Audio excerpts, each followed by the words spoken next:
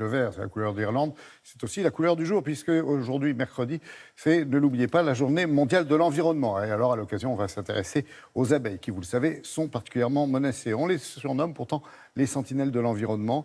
Elles sont en effet un très bon indicateur de l'état de notre planète. Alors, leur population, je vous l'ai dit, elles sont décimées soit par les pesticides ou encore par l'invasion du fameux frelon asiatique. Ce qui a motivé Isabelle Bouloc pour rendre visite à un conservatoire, celui de l'abeille noire, qui est en Lozère. L'abeille noire, une espèce très ancienne et surtout très résistante, et ça tombe bien. On la surnomme la vallée de l'abeille noire car c'est dans ce coin des Cévennes, en Lozère, que l'association L'Arbre aux abeilles a créé un sanctuaire pour cette espèce menacée.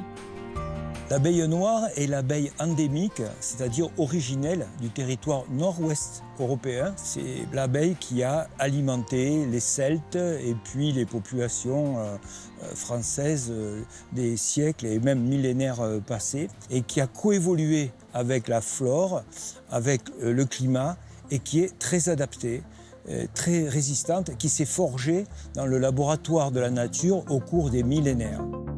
L'abeille noire, comme beaucoup d'insectes sauvages, subit bien sûr la pression que constitue l'appauvrissement de la flore lié à la déprise rurale et aussi bien sûr l'impact des pesticides.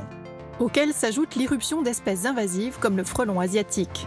Le frelon asiatique est une espèce qui n'a pas de prédateur dans l'espace européen. C'est-à-dire qu'il va se développer avec une espèce de carte blanche sans rencontrer d'obstacles. L'abeille noire n'échappe pas à ce faisceau de circonstances qui sont meurtrières.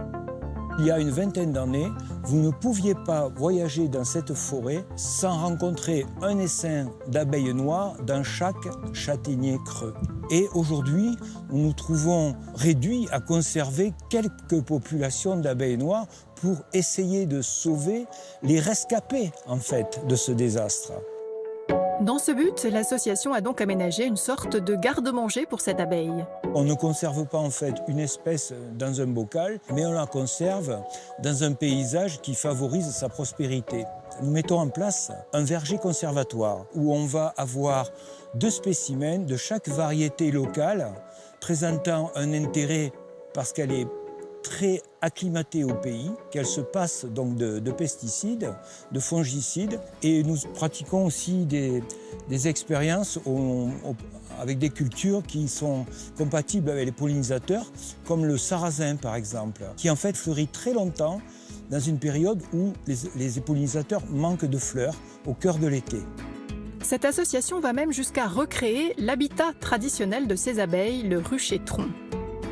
C'est un ensemble de ruches creusées dans des troncs d'arbres qui sont installées dans toute une architecture conçue pour le bien-être de l'abeille noire. Ce bâti en pierre sèche protège des vents froids, va aussi accumuler la chaleur le jour, elle restitue la nuit. En fait, nos ancêtres, les Gaulois, avaient inventé l'habitat bioclimatique pour les abeilles noires. Une tradition que ce jeune apiculteur a choisi de transmettre. En bas de la ruche, en fait, c'est le couvain, c'est le nid des abeilles. Sur les bords, il y a un peu plus de pollen. Et plus on monte, plus on se retrouve avec du miel en haut. C'est un peu comme un grenier, c'est-à-dire qu'elle place le miel en haut.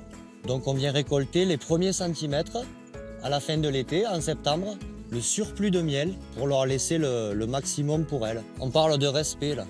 Des conservatoires de l'abeille noire comme celui-ci, il en existe une dizaine seulement en France. C'est évidemment trop peu, mais c'est aussi porteur d'espoir car on l'a constaté ici, la mortalité des abeilles diminue fortement. Merci Isabelle.